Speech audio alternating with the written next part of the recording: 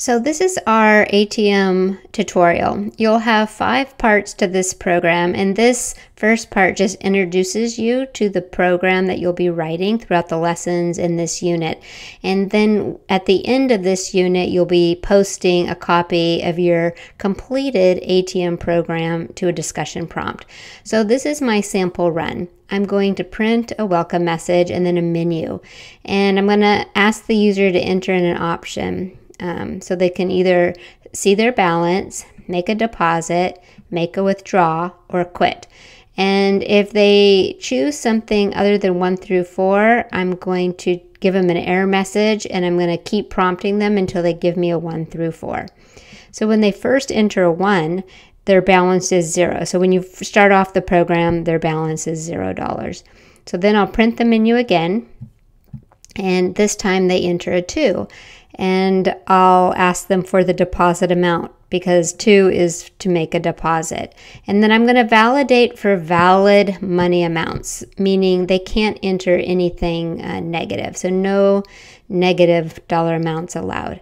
So I'll give a message, prompt again, and this time they enter $1,200, which is valid. And then I'll automatically just print their balance. So they don't have to run the balance option again. I'll just automatically print their balance.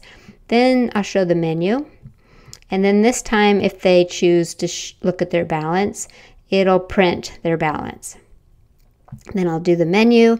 And this time, when they choose to do a 3, they want to make a withdrawal. And then I'm going to validate for valid amounts, right? We can't have negative amounts, and they can't withdraw more than they have in their account. So there's going to be some conditions in the withdraw function where they, if their amount is bigger than their balance, I'm going to give them an insufficient funds error and prompt them again. So this time they choose to withdraw $100.45, and then I'll automatically show their balance. And then the last thing would be to quit. So if they choose quit, I'll give them a thank you message, and then that will be the end. Okay, so what you have going on here is a starter program. And the main function, it reads like a story. So we're going to plan out the main function, but I just want to kind of show you this before we start. And then down here, I have all these function stubs, because we're going to want to plan out calling our functions, but we're only going to implement them one at a time. So I want the program to run even if we don't have the implementation for some of the functions yet. So I've created these dummy functions, and then we'll build these out in subsequent lessons in this unit. Okay, so let's go to our planning document. So first we need to identify all the user input. So what are the different inputs? Let's go back to our sample run. So we have option, and we have a deposit amount, and we have a withdraw amount, and I think that's it. So those are the 3 things that the user can input. So we have an option, and this is going to be an integer. And then we have a deposit amount.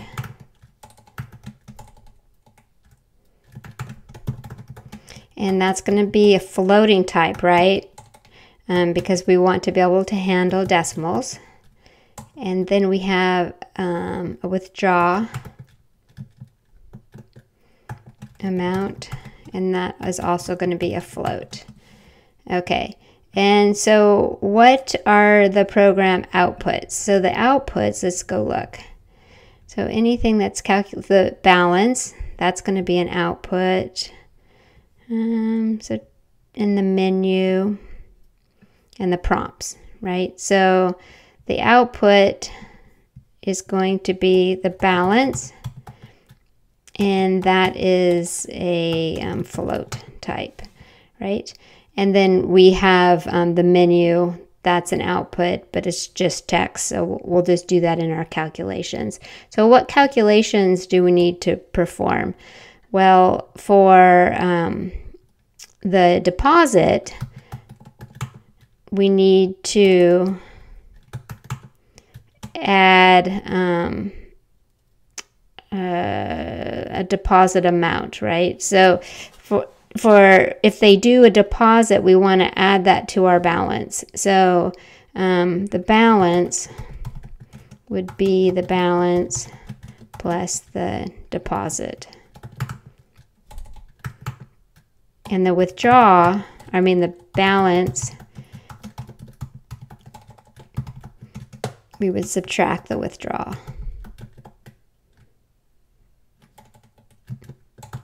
Okay, so those are the two calculations we need. We need to be able to add deposit to the balance and then withdraw, subtract that from the balance. Okay, so now we're ready to do the steps of our program. So what we're going to plan out right now is just the main function, okay? So the main function will plan out like this. We'll print, so let's do this. Okay, so the first thing we do is we print a welcome message. Okay, and then what did we do next? Let's go look at our sample run. We print the menu.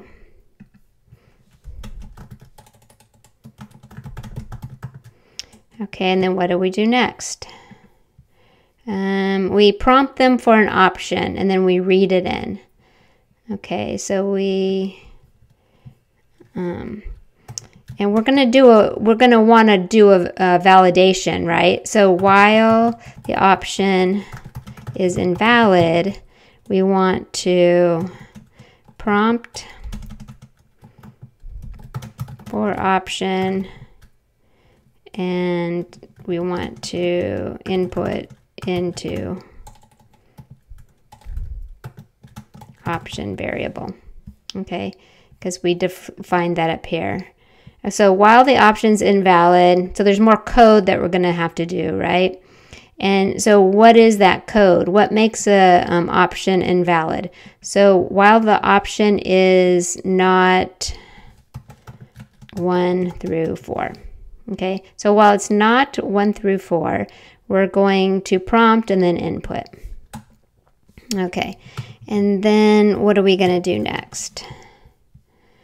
Let's see, go back to the sample run.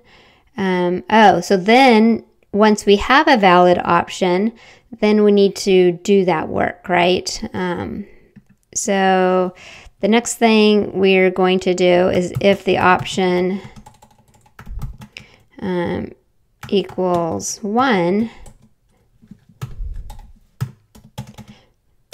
then we want to print balance.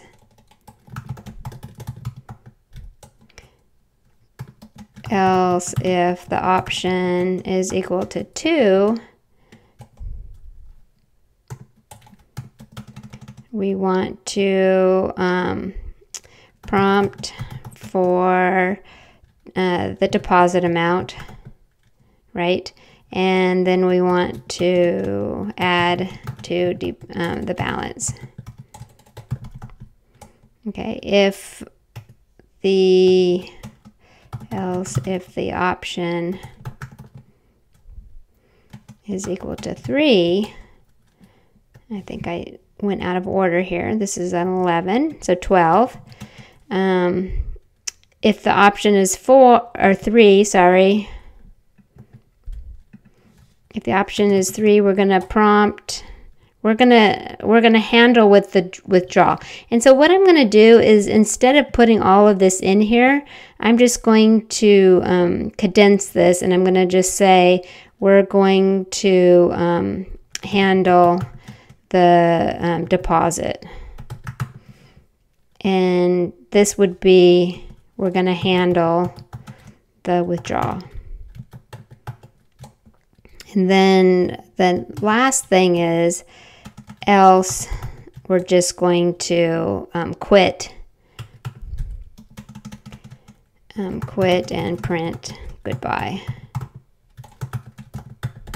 Okay, so at a high level, this is what's going on, right? We're going to print the welcome message, print the menu. While the option isn't one, we'll get an option, a correct option from them. And so what I'm going to do is I'm going to actually take all that out, and I'm just going to say we're going to handle getting the option, okay? Because we're going to abstract some of these details and put them into functions. So I'm trying to make main read like a story. I'm trying to make it as succinct as possible.